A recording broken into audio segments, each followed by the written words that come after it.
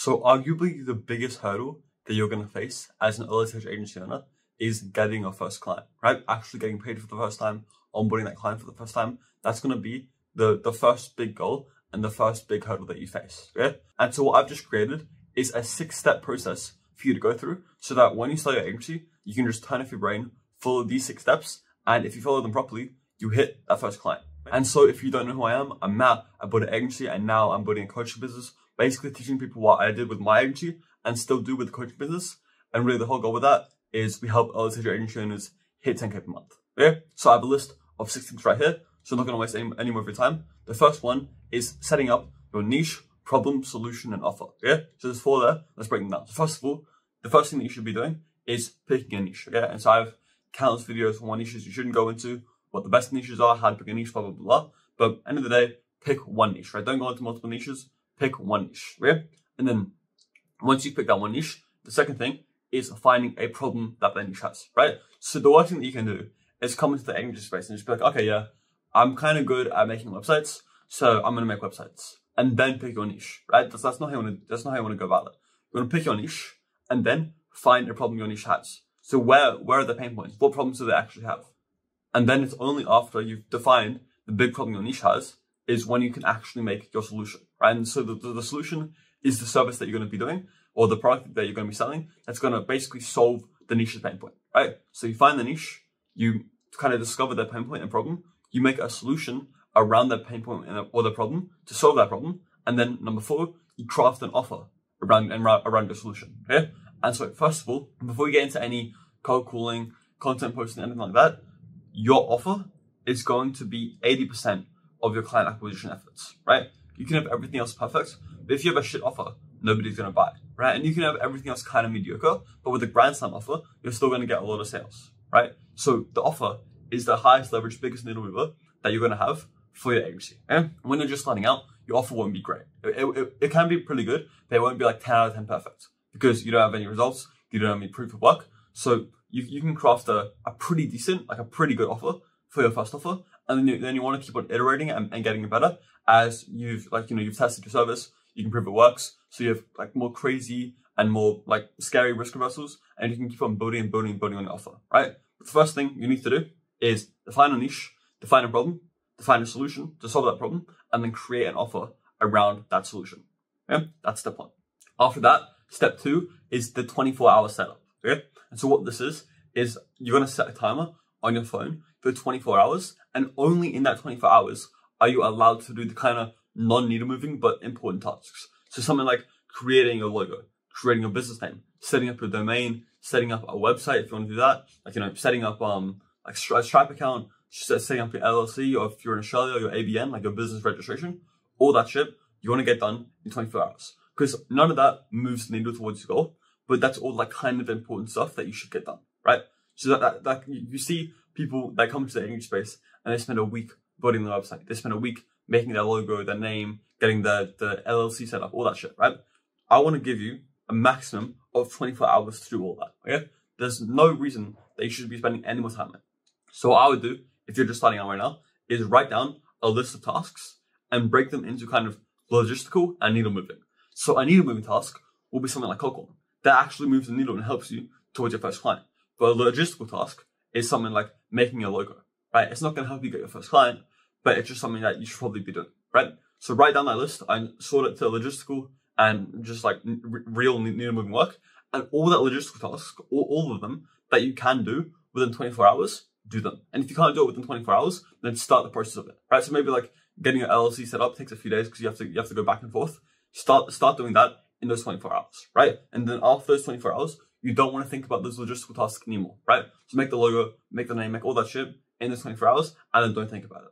So after you've gone over your niche, problem, solution, and offer, and you've gone over the 24-hour setup, the next thing, number 3, is creating your client acquisition systems, okay? So if I were you, if you're in a niche where you can cold call, you should cold call, okay? And then you should also start posting content. There's like a bunch of shit that you're going to learn with content, but to make it very simple for you, just turn off your brain, make one mid to long form video per week. So that just means one video on YouTube that's over 8 minutes long and it's giving value to your niche, right? Very simple. And then if you can, cold call. If not, do any other average method, okay? Don't overthink it. So what you want to do then is build systems and like create a cold call system, a inbound system, and also a sales system, right? So a system for when you do book appointments, how to get them to show up, and then how to get them to close, right? So I'm not going to go too deep on that. I can make a full video on, I can make probably like a 5-part series on how to set up each one of these, right? It's very complicated, but just to put it in your mind, one YouTube video per week, if you can cold call, and then you also probably want to have a system for getting show-ups from appointments, right? And then a full like sales call system, right? And so, as I said, the best way that you're probably going to learn how to do something like that is by joining something like Olympus, where you kind of have everything laid out for you. But I'm sure there are free ways to do it as well. So after step 3 of building your client acquisition systems, step 4 is launch and start service delivery. Okay, so you're going to launch the client acquisition systems. You're going to start doing the cold calls, the cold DMs, whatever, and you're going to start posting content. And eventually, you're going to start to get sales calls coming in. And at the same time, that's when you're going to start kind of properly like setting up your service delivery. Okay, so I know too many people where they've spent, like I literally know a guy who spent a year just kind of learning service delivery and setting up service delivery, and he still hasn't done one cold call, right? That's not what you want to happen. You want to start outbound and start inbound and start booking appointments as soon as possible, okay? And learn your service delivery and learn like how to set it up, how to do everything when you've started your outbound, right? There's no point in being the world's greatest at service delivery and having everything set up, having a team of 10 people set up if you don't have any clients, right? At the end of the day, the thing that's actually going to drive growth in your business is getting sales calls and having cash flow, right? So without that, you don't even have a business. You're just wasting time. Okay. So as soon as you've got everything set up, you want to start your outbound, start your inbound, and then start learning service delivery, right? And then I have a step here. I'm not going to count it as a full step. Step 4.5 is at the same time, you're also going to be doing some more non-needle moving but important work, right? So let's say like from when you wake up to 3-4 p.m. is when you do like the real hard important work, like doing the cold calls and doing the inbound and maybe like learning some service delivery, right? Then after that, maybe in the evening, you have to do some more stuff. Like you have to set up a contract, right? So you have to create a contract that you're going to use it for onboarding. You have to set up maybe an onboarding funnel, like some very basic stuff. Once again, there isn't that needle moving, but it's just stuff that you're going to have to get done, right? So that's going to be part of step 4. That's why I included it as step 4.5. But really, the main thing here is launch the client acquisition systems and start getting your understanding down service delivery to where when you do sign a client, you're going to know exactly what you're doing. And this is typically kind of a point of resistance where people are like, oh no, I'm not going to do that yet. I'm not going to start out just yet. I'm going to push it off. I'm going to push it off. I'm not going to post content. I'm going to push it off until I have service delivery completely locked in. This is the wrong thing to do. All that is resistance. All that is you being scared of doing the hard painful work. Because procrastinating and learning and watching videos on YouTube about Facebook ads, that's pretty easy. That's easy stuff to do. But cold calling, having like people reject you and posting content, that's a lot harder of a thing to do. So there's no rational reason for you to kind of stop doing it or push it off. The only reason you're doing that is to get away from the pain. And it is just pain avoidance. And then number 5, after that, it's a bit more complicated. It's iteration, latency, and regression to the mean. Okay, so I'm going to break down all 3 of these, starting with iteration. So what I mean with iteration is so let's say you're doing cold calling, right? You're not going to start, like the first script that you ever use and the first like few cold calls you make aren't going to be perfect. You're going to need to be constantly improving, right? And so what you don't want to do is do like a few cold calls and then change some stuff and then a few more cold calls, change some stuff. What you want to do is do this properly, right? So you want to use something like the scientific method where let's say you have a big enough testing volume so that regression to the mean is taking place, which I'll explain in a second. But you have a large testing volume and you don't change anything. So let's say it's 300 cold calls, right? You do 300 cold calls and you don't change anything. Even if 150 cold calls in, you think something's wrong, you don't do anything, you stick it out, you do the 300 cold calls, right? And then after this 300, you look at the data, you change one thing that you believe to be the biggest constraint, right? And then you do 300 again. And then you change one thing, 300 again, right? And so what's going to happen is you're going to be slowly increasing your ABR, right? So what most people do is they do a few cold calls and then they change 3 things. And then maybe they get a better result. And then they change 2 things and then their result plummets. When you're changing multiple things and when you're not really using the scientific method and when you're just kind of changing things at random, you don't know what's actually helping you and what's hurting you, Okay? So you need to be iterating properly using the scientific method. Okay? And the second thing I want to talk about is regression to the mean. So I mentioned that before, but to explain it, what it really means, it's just a principle of numbers to where averages don't show themselves in small data sets, right? So if I flip a coin 2 times and I land on heads both times, does that mean that the coin has a 100% chance of landing on heads? No. And that's kind of the principle of regression to the mean, right? You have to have a large enough volume of data to where the averages are actually real, right? Because if I flip a coin 2 times and it lands on heads 2 times, is that accurate data on the percent chance of the coin likely of landing on heads or tails? No. The correct way to kind of to see like the percent chance of a coin landing on heads or tails would to be do it a bunch of times, like 100, 200, 300 times, right? And so that after that point, you would have a much more even of like maybe 49, 51, 51, 49. And so how that relates to something like cold calling is you can't just do 5 cold calls, not book any meetings, and change.